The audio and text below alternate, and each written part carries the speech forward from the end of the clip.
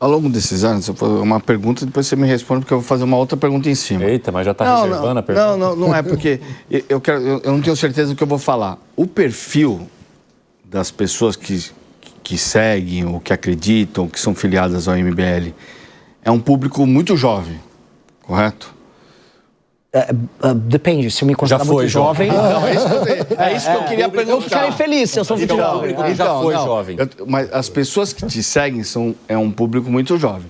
Porém, a minha avó já dizia, né? Minha velhice é eterna e a sua juventude é passageira. Não fala isso, eu tô conversando. Eu sei, velho. Daqui a pouco vocês estão com a idade do Evandro Cine. Aí já era. Aí já era. Caramba, que referência. Eu sou mais velho. Pô, o cara tá melhor que eu, pô. Não. Quem me dera. Como manter ou esse MBL também vai amadurecer? Pô, vocês são bons. Outra grande pergunta, porque eu discuti isso no nosso congresso. O lance, sim. Que hoje é fácil, né? Ainda vocês são jovens, ainda a molecada segue. Mas daqui a pouco, tá tiozão, cabelo branco, né? Como que faz para amadurecer e manter esse movimento vivo? Trazendo os dados internos aqui, né? Boa parte do público consumidor dos nossos conteúdos, ele na casa dos 50 e poucos % da geração millennial, né? Então ele tem aí seus 30, 40 e poucos anos. Coisa de quase 40% da geração Z, um número alto também. E aí coisa de 10% todas as outras gerações, Boomer, X. Então o que eu quero dizer? O público de 44 para baixo é o nosso público. Não é tão novinho, né? Um garoto de 16, 18 anos. Porque muita gente imagina que é uma molecada muito nova na escola. Não é. Hoje eu vou definir esse público como um cara que está iniciando sua vida profissional, trabalhando, vivendo as suas dificuldades e intelectualmente curioso. Seria esse público. A opção que a gente pode ter, a primeira olha, eu posso ressoar com um eleitor mais velho, buscando uma agenda convergente com ele. Ou dois, eu falar, eu perdi. Esse público gosta mais do Bolsonaro, e é a verdade. E eu posso simplesmente não querer disputar ele agora, e eu vou construir com a minha geração a minha proposta. Eu estou gostando dessa segunda opção. É porque eu preciso fazer muitas concessões para, às vezes, chegar em gerações mais velhas. O público da PAN é um público um pouco mais idoso. Vocês não são idosos, estão assistindo, peço desculpas. Vocês são mais experientes. Não tem problema nenhum ser idoso também. Maduro. Idoso faz parte de uma configuração normal de idade. É da vida. Uma outra fase da vida. É outra fase da vida. Então, vocês estão me assistindo e estão vendo isso, não é que eu não quero conversar com vocês, é que a minha geração precisa ter uma resposta para os problemas. Tem que ser dada uma chance para a nossa geração de construir essas respostas.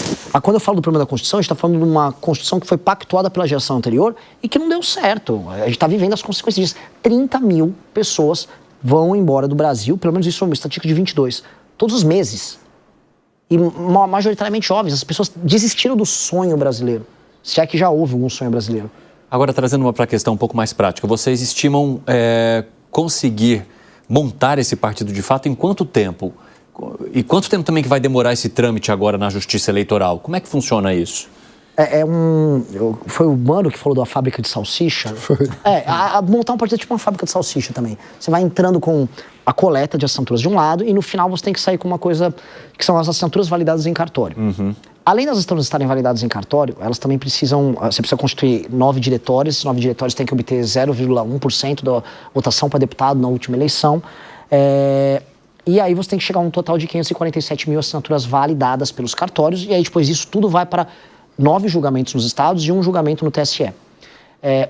Qual a fase da fábrica de salsicha a gente já está? A gente já coletou as assinaturas, contando a perda em cartório necessárias para, passando na fábrica toda, entregar os 547 mil com os 9 estados inclusos. Então, essa parte inicial da fábrica, a matéria-prima, a gente já tem. Por isso é uma matéria. O MBL, com o partido que estão montando, sua turma lá, a missão, conseguiu as assinaturas. Sim, nós conseguimos elas com a perda. Só uma curiosidade, qual é o tamanho da perda de assinatura? A nossa perda, ela varia de 20% a 30%. Nossa, bastante, né? É a menor da história. A menor da história.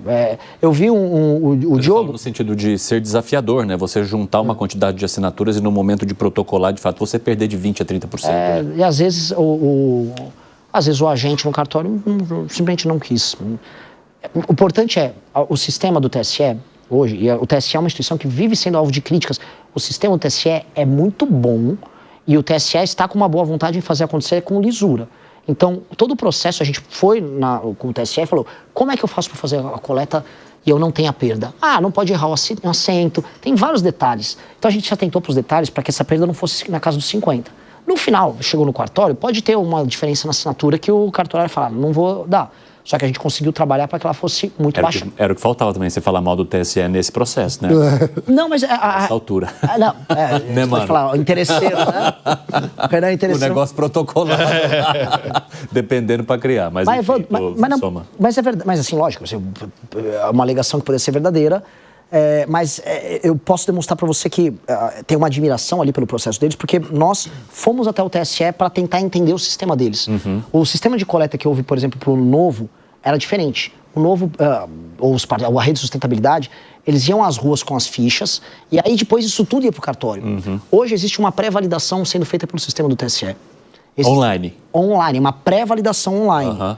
E essa pré-validação gera os lotes. Ela também gera uma burocracia gigantesca, tem todos os problemas que dificultam envolvidos, mas ela gera uma lisura no processo. E a gente queria muito entender como era isso. O que nós fizemos? Uma coisa que outros pleiteantes até partido não fizeram. Nós fomos lá perguntar e entender detalhe por detalhe. E conseguiram compreender tudo? Tudo. E aí, o que nós fizemos?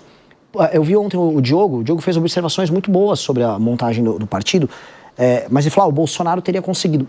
Eu falo para vocês, o Bolsonaro não teria conseguido, porque você tem 2 anos para montar um partido. Nos 2 anos, você... É um tiro curto. Se você errou no método, você não tem tempo de voltar atrás. Então, se você já tem que ir com um método certeiro, você tem que acreditar nele e fazer melhorias contínuas no método que você escolheu. Não dá para escolher o método A e mudar para o método B. Você tem que ir no A, A1, A2, A3, é o método A. Então, a gente escolheu o nosso método e estudando os erros dos métodos dos outros. E aí, fomos até o fim melhorando o nosso método. O Bolsonaro escolheu um método errado, o pessoal da Aliança pelo Brasil. E um dos erros foi em não ouvir o TSE. E o segundo erro é coletar assinaturas de pessoas filiadas. A perda da turma do Aliança pelo Brasil, nós fomos checar. Eu fui estudar o caso da Aliança pelo Brasil. Porque o Bolsonaro tem um poder de mobilização muito maior que o nosso. Como é que ele não consegue? Eles perdiam 70%, 80% das fichas. 70% a 80%. Como é que o cara me perde tudo isso? Não fizeram o básico. Aí eu não vou também dar luz para cego. Não vou falar, mas assim, certas coisas... Não é um pouquinho de inteligência aqui, organização, militância leal. E aí os caras entraram ainda numa paranoia, desculpa esse comentário, de pedir para as pessoas validarem, tirarem, sabe, a pessoa assinava a ficha e aí ela ia no cartório e reconhecia a firma de uma ficha eleitoral, sendo que o próprio cartório eleitoral tem a assinatura dela, achando que o cartório e o TSE estavam sabotando. Então eles se colocaram como sabotado, quando não é sabotado. Não é, o sistema é bem claro, o funcionamento é claro daquilo ali.